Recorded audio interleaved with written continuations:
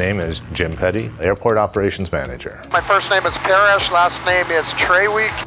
I'm the airport coordinator for Pinal County. Pinal County owns and operates 2 airports located within the county, San Manuel Airport and Pinal Airpark. My job is to keep them running. We do financial, grant planning, budgets, operation and maintenance of the airports, vegetation, making sure the equipment's taken care of. There's a lot of commercial activity at Pinal Airpark. We have about 5 companies out there that do what's called MRO work, maintenance, repair, and overhaul. One of the things we do over there a lot is interface with the businesses that are employing the people.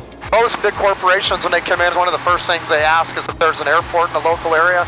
So that's a big draw in itself. Each airport has its own story of why it exists. We kind of lucked into ours, you might say. Pinal Airpark was built during World War II. After the war, the U.S. government needed to dispose of all these assets that it didn't need anymore. So a lot of times it went to the jurisdiction that the airport was in. So that's how we got that one back in 1948. San Manuel here was originally built by Magma, the mining company. They wanted an airport out here to bring in executives. It was maintained by Magma Copper Company until BHP bought the company out. But it needed development and rehabilitation for the runways. They wanted it gone. They were going to level it. So a deal was worked out a long time ago that the mine would lease it for like $1 a year, and in return that would make it eligible for a grant to redo the runway. The county then hired an airport manager. It just took off from there.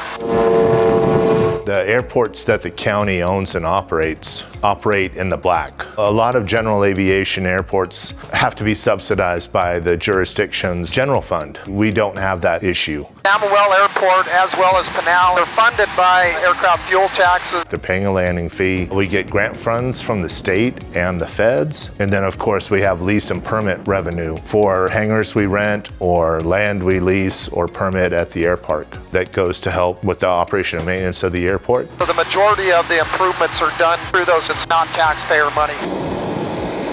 When you hit that point where the FAA determines you do have a valid need for a tower, what that says is the activity, efficiency levels, and the safety levels have all reached a point that warrant a tower. Pinal Airpark selected the firms to do the site selection and environmental for the air traffic control tower. Our operation count will be able to grow with the efficiencies that a tower provides, and more importantly, the safety of everyone using the airport is enhanced. Once the tower is operational, that puts us in a whole new realm of operation and provides a ton of possibilities. Activity's getting larger, more people are being hired, it's growing.